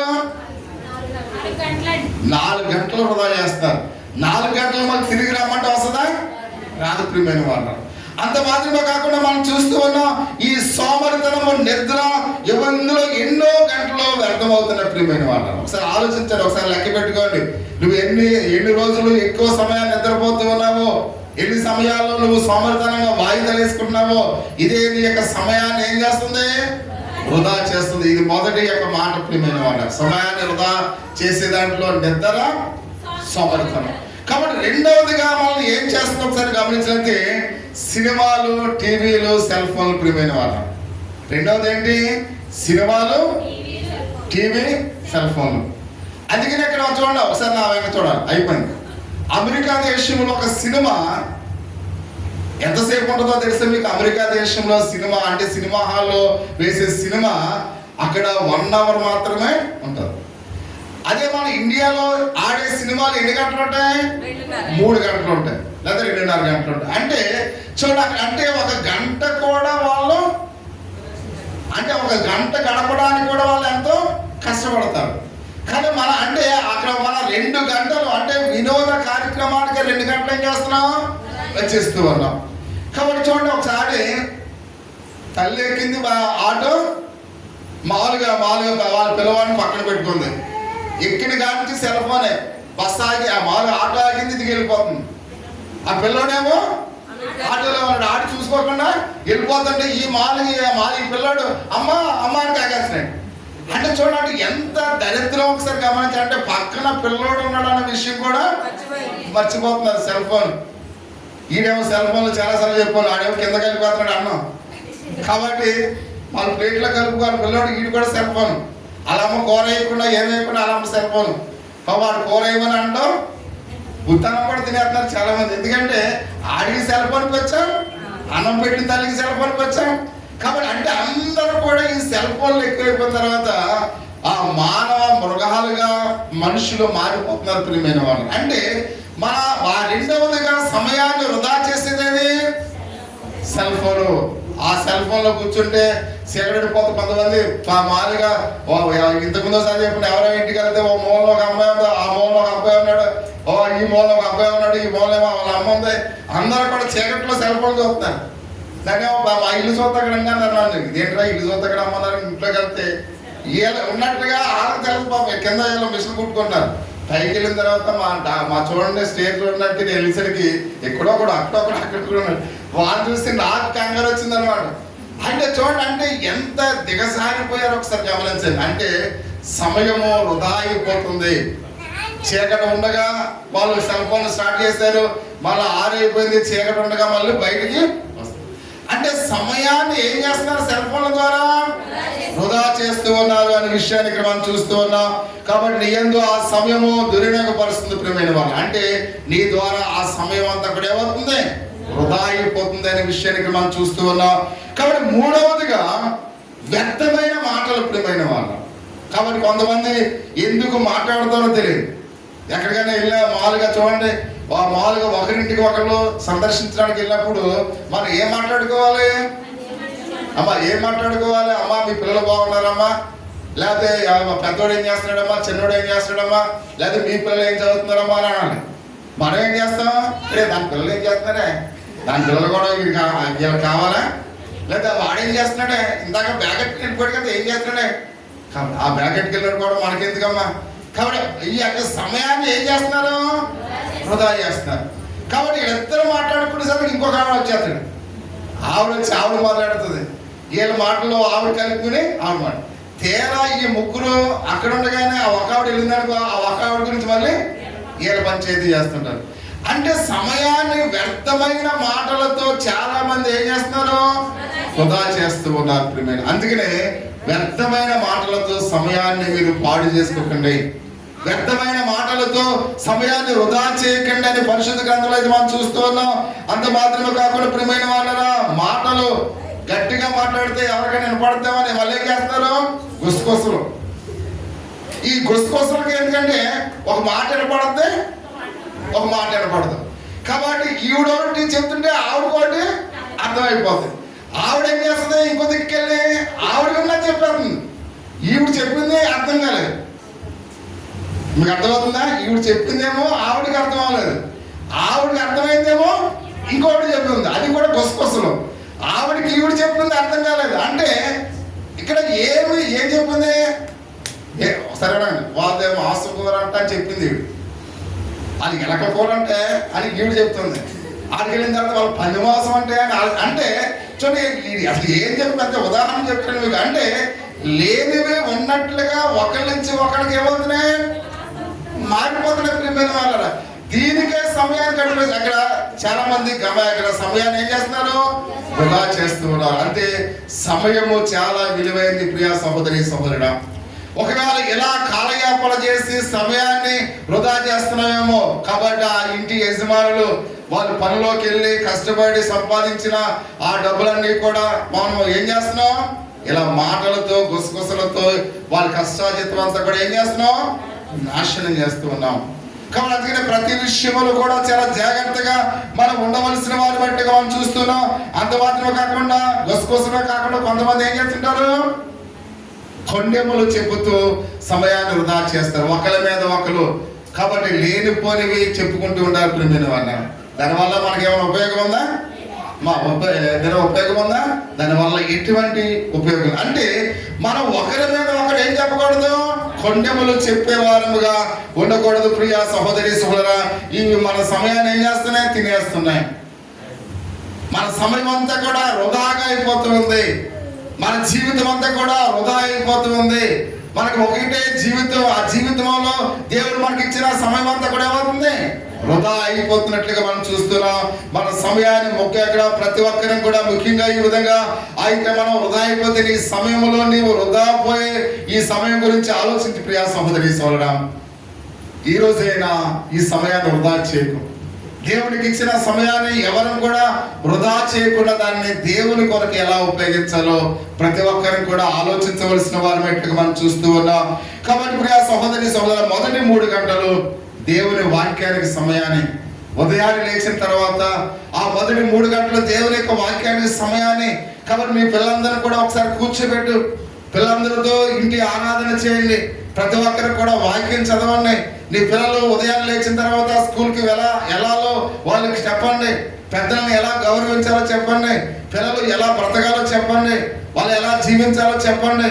వాడు కాలేజీకి వెళ్తున్నా, హై స్కూల్కి వెళ్తున్నా కాబట్టి 10 మందితో ఎలా కలిసిమెలిసి ఉండాలో, ఎవరితో ఎలా మాట్లాడాలో వాళ్ళకి నేర్పించండి. ఇది మీ కుటుంబానికి ఉపయోగకరంగా ఉంటుంది, నీ కుటుంబానికి ఆశీర్వాదకరంగా ఉంటుంది. దేవుడు మెచ్చే నీ జీవితాన్ని దేవుడు ఆశీర్వదించేవాడిగా ఉంటాడు. అంటే నీ కుటుంబానికి దీవెనకరమైన కార్యాలు ఇవి ప్రియమైన వాళ్ళ. కాబట్టి మొదటి 3 గంటలు ఏం చేయాలి, ప్రార్థనతో దేవునితో మనము గడపవలసిన వారి మెట్టుగా మనం చూస్తూ ఉన్నాం. ప్రార్థనకి సమయాన్ని ఇవ్వండి. నువ్వు ప్రార్థన చేయి నీ కుటుంబం గురించి. తల్లిదండ్రుల కొరకు అమ్మ మీరు వినాలి, మీ తల్లిదండ్రుల కోసం మీరు ప్రార్థన చేయండి. నా తండ్రి ఫ్యాక్టరీకి వెళ్ళాడు, లేకపోతే ఇంకా ఉద్యోగానికి వెళ్ళాడు, లేకపోతే వ్యవసాయ పనికి వెళ్ళాడు, వారు జాగ్రత్తగా రావాలి, వారు జాగ్రత్తగా కష్టపడాలని నీ తల్లిదండ్రుల కొరకు మీరు ప్రార్థన చేయండి. అర్థమవుతుందా? అంటే ఉదయాన్నే లేచిన తర్వాత ప్రార్థనకు సమయాన్ని ఇవ్వండి. ఒకరు కొరకు ఆదరణతో ప్రార్థన చేసుకోండి. పిల్లలైతే వారికి తల్లిదండ్రుల కొరకు ప్రార్థన చేయండి. వారి ఆర్థిక పరిస్థితులను గురించి ప్రార్థన చేయండి. వారి ఉన్నతమైన స్థితిలో ఉండాలని ప్రార్థన చేయండి. ఒకవేళ మీలో ఎవరైనా వేరే దేశం వెళ్తే మీ యొక్క తల్లుల కొరకు ప్రార్థన చేయండి. ఒకవేళ మీ కుటుంబంలో ఎవరైనా అనారోగ్యంతో ఉంటే వారి కొరకు ప్రార్థన చేయండి. కాబట్టి మీ ప్రార్థన దేవుడు విని తప్పక మీ యొక్క కుటుంబానికి ఏం చేస్తాడు, ఆరోగ్యాన్ని, సర్వ సంపదల్ని ఇస్తాడు అనే విషయానికి మనం చూస్తూ ఉన్నాం. అంత మాత్రమే కాకుండా ఆయన మాట్లాడుతున్నాడు ప్రియ సహోదరి సోదరా, దేవుని యొక్క వాక్య భాగంలో కుటుంబ పోషణ నిమిత్తం ప్రార్థన చేయండి. ప్రతి ఒక్కరికి కూడా ఈరోజు భార్య భర్తలు కూడా ఒకరికి ఒకరు మోకరించి ఒకవేళ వారిలో ఉన్న ఆర్థిక పరిస్థితుల గురించి ఒకసారి ఆలోచించండి. ఎన్నో అప్పుల బాధలు అనేకమైన కుటుంబాలు మనం ఉన్నాయి. కాబట్టి ఆ ఆర్థిక పరిస్థితులను కూడా పోవాలని ప్రతి భర్త ప్రతి భార్య కూడా ప్రార్థన చేయండి. ప్రార్థన చేసినప్పుడు దేవుడు ఏం చేస్తాడు, అసలు రాజుల గ్రంథంలో మనం చూసినట్లయితే సమయం లేదు అప్పుడే ఆ శిఖవని ఎలా అంటున్నాడు. కాబట్టి రాజుల గ్రంథంలో మనం చూసినట్లయితే ఒక సేవకుని యొక్క భార్య ఆ సేవకుడు చనిపోయినప్పుడు తనకు ఒక కుమారుడు. అప్పుడు వాళ్ళందరూ కూడా వచ్చి ఆ కుమారుడిని తీసుకెళ్ళిపోవడానికి ప్రయత్నం చేస్తున్నారు. నువ్వు బాకీ చెల్లించలేదు కాబట్టి ఆ పిల్లవాడిని మేము తీసుకెళ్ళిపోయి ఏ పాలితనం పెట్టుకుంటాం అంటే ఆమె కన్నీటితో ప్రార్థన చేసినప్పుడు ఎలీషా వారి గృహాన్ని దర్శించినప్పుడు ఎలీషా ఏమన్నాడు, అమ్మా నీ ఇంట్లో ఏమైనా పాత్రలు ఉన్నాయా? అయ్యా ఏ పాత్ర కూడా లేదయ్యా. నా భర్త చెడు వ్యసనాల కోసమో లేకపోతే అప్పుల బాధ గురించి ఇవన్నీ కూడా ఏం చేసాం, ఏది కూడా లేదు. కాబట్టి ఏది కూడా లేనప్పుడు ఆయన ఏమన్నాడు, ఎలీషా అమ్మ ఇంటింటికి వెళ్ళి ఆ పాత్రలు పోజేస్తున్నామమ్మా. కాబట్టి ఆ పాత్ర పాత్రలన్నీ కూడా ఎప్పుడైతే అక్కడ పెట్టారో, ఎలీషా ఎప్పుడైతే ప్రార్థన చేశాడో ఆ నూనెతో అన్ని కూడా పాత్రలన్నీ కూడా ఏమైపోయినాయి, నిండిపోయినాయి. అమ్మా ఇవన్నీ కూడా అమ్ముకుని నీ అప్పులు తీర్చుకుని నీ బిడ్డతో నువ్వు జీవించమ్మా అని మంచి సలహాను ఎలీషా ఇచ్చాడు ప్రియమైన వారు. అంటే ప్రార్థన ద్వారా ఏదైనా సాధ్యమే, వినాలి అమ్మా. కాబట్టి అందుకనే నీకు కష్టం వచ్చినప్పుడు, నీ కుటుంబంలో వేదనలు వచ్చినప్పుడు భార్యాభర్తలు ఇద్దరు కూడా ప్రార్థన చేయండి. మీ ప్రార్థనలతో ఆ కుటుంబంలో ఉన్న లోటుపాట్లన్నీ కూడా దేవుడు ఏం చేస్తాడు, తీసివేస్తాడు. కాబట్టి పిల్లలు కూడా ప్రతి ఒక్కరు కూడా అమ్మ వినాలి, పిల్లలు కూడా ప్రార్థన చేయండి మీ కుటుంబాల గురించి, ఆర్థిక పరిస్థితుల గురించి. మీ ప్రార్థన కూడా దేవుడు వింటాడు. కాబట్టి ఇవి మనం చేసే ప్రధానమైన కారణాలు, ప్రధానమైన ముఖ్యమైన పనులు అని ప్రతి ఒక్కరిని కూడా గమనించవలసిన వారమై ఉన్నాం.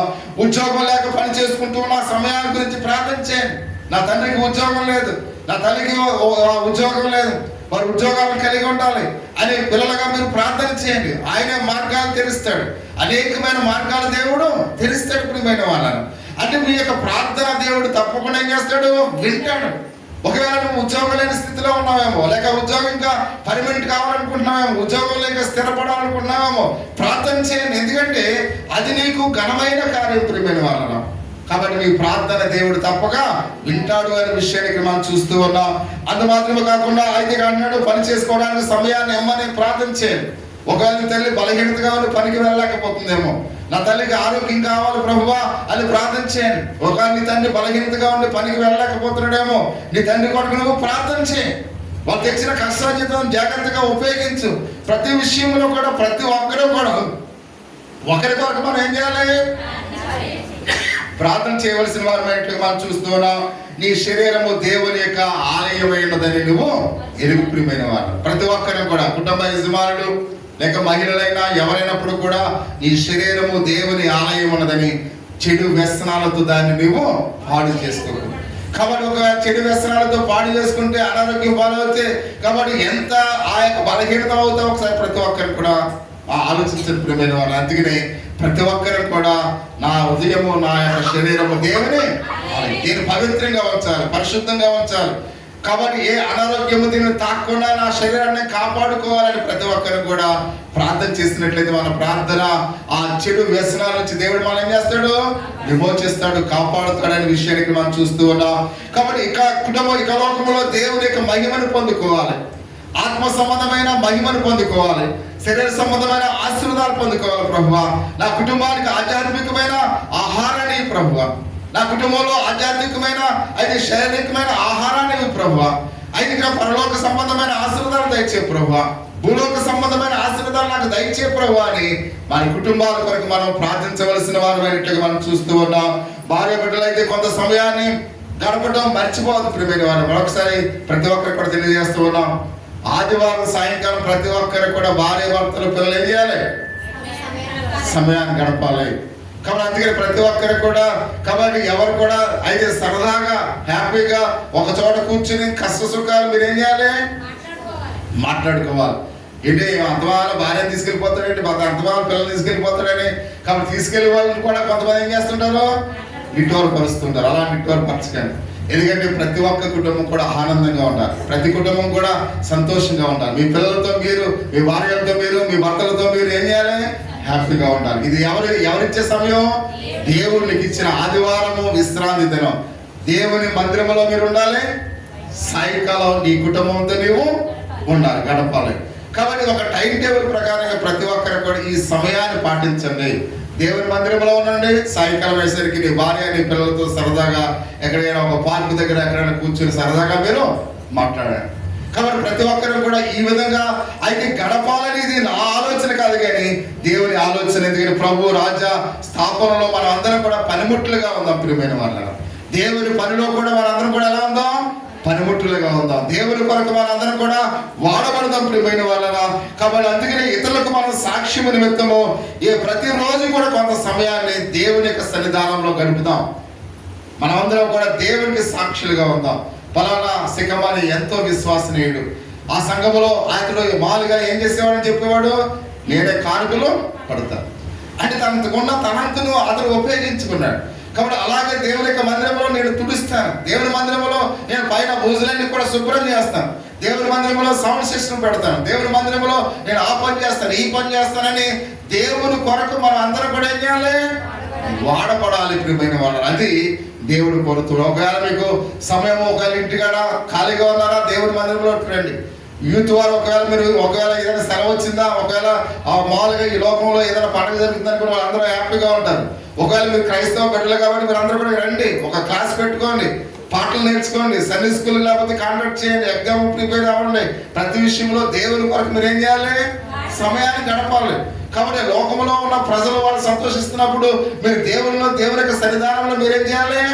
ఆనందించాలి. అది ప్రతి ఒక్కరు కూడా సమయాన్ని వృధా చేయకుండా ప్రతి ఒక్కరు కూడా దేవుని యొక్క సన్నిధానంలో దేవుడి సమయాన్ని మనం పాటించినప్పుడు దేవుడు బహుగా మనం ఏం చేస్తాడు? ఆశీర్వదిస్తాడు. ఆశీర్వదించాలంటే ఈ రోజే మన హృదయాన్ని దేవునికి సమర్పిద్దాం. ప్రభువా నీకు నేను నా హృదయాన్ని ఇస్తానయ్యా, ప్రభువా నా సమయాన్ని నీకు ఇస్తానయ్యా అని ఒకవేళ నువ్వు అనుకున్నట్లయితే మీ యొక్క హృదయాల్లో ప్రతి ఒక్కరికి కూడా ప్రార్థన చేద్దాం. అందరూ కూడా ఒకసారి కళ్ళు మూసుకుని, ప్రభువా నా హృదయాన్ని నీకు ఇవ్వడానికి ఇష్టపడుతున్నానయ్యా, నా 70 సంవత్సరాల వయసులో నా కాల వ్యవధిని చూస్తానయ్యా, కేవలం 6 నెలలు మాత్రమే సమయాన్ని నీకు ఇస్తున్నానయ్యా. ఎంత దౌర్భాగ్యమయ్యా, ఈ యొక్క మట్టిలో కలిసిపోయి ఈ శరీరానికి 69 సంవత్సరాల నేను వృధా చేస్తున్నానయ్యా అని ఒకవేళ నువ్వు దేవుని యొక్క సన్నిధానంలో తీర్మానం చేసుకుంటే దేవుడిని అడుగుతూ ఉన్నాడు. ఈ ప్రత్యేక సమయంలో హృదయ ప్రేరేపణ కలిగిన వారు ఎవరో ఒకరు ముందుకు వచ్చి ప్రార్థించవలసిందిగా తెలియపరుస్తూ ఉన్నాం.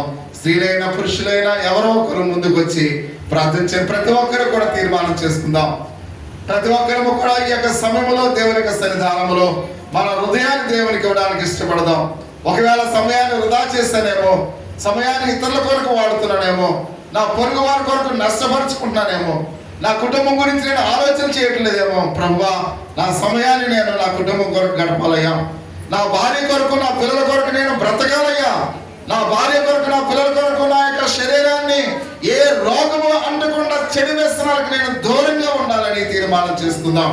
స్త్రీలైన వారైతే నా భర్తను నేను ప్రేమించాలయ్యా, నా భర్త కొరకు నేను మంచి ఆహారాన్ని సమకూర్చాలయ్యా అని దేవుని యొక్క సన్నిధానంలో తీర్మానం చేసుకుందాం. ప్రతి ఒక్కరూ కూడా మనం ఆరోగ్యంగా ఉంటేనే మన పిల్లల యొక్క సౌభాగ్యంగా ఉంటారు.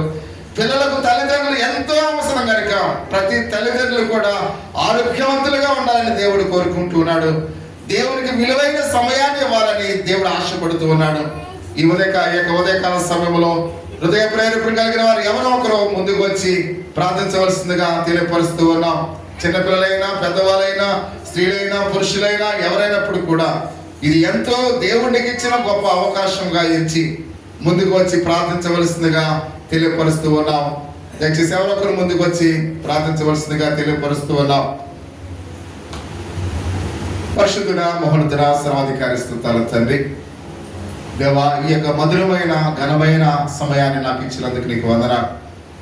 ప్రార్థించడానికి కూడా నేను అర్హుడను కాను ప్రభువా, అయినప్పుడు కూడా ప్రార్థించే గొప్ప ధన్యత నాకు ఇచ్చావు తండ్రి, నీకు వందనాలు ప్రభువా. ఇంతవరకు ప్రభువా మీరు మాకు ఇచ్చిన ఈ యొక్క సందేశాన్ని బట్టి నీకు వందనాలు ప్రభువా. సమయము కాలము ఎంత విలువైనవో మేము ఎరుక ఇంతవరకు మేము జీవించలేము ప్రభువా. ఓ దేవ సమయాన్ని వృధా పరుస్తూ ఉన్నామేమో తండ్రి. సమయం ఎంత విలువైందో మేము తెలుసుకోలేక ప్రభువా లోక సంబంధమైన స్థితిగతులు కనుకే మేము బ్రతికున్నామేమో తండ్రి. కానీ ప్రభువా అవన్నీ కూడా ఒకరోజు వృధా తండ్రి. ఓ దేవ ప్రభువా, ఎవరైతే నీ కొరకు జీవించారో, నీ కొరకు ప్రభువా ఈ లోకములో బ్రతికారో అవి మాత్రమే పరలోక రాజ్యానికి హక్కుదారులుగా ఉంటుంది ప్రభువా. నీకు వందనాలు స్తోత్రాలు. ఓ దేవా తండ్రి, ఇంతవరకు లోకం కొరకే, ఈ లోకములో ఉన్న వాటి కొరకే నా శరీరాన్ని నేను అప్పగించానేమో ప్రభువా. యేసయ్యా నీ కొరకు బ్రతికే జీవితాన్ని నాకు దయచే ప్రభువా. అయ్యా ఈ యొక్క ఉదయకాల సమయంలో నా హృదయాన్ని నీకు ఇస్తున్నాను ప్రభువా, నా శరీరము నీకు ఇస్తున్నాను తండ్రి, సజీవ యాగముగా నీకు ఇస్తున్నాను ప్రభువా. నీకే వందనాలు స్తోత్రాలు చెల్లిస్తున్నాము తండ్రి.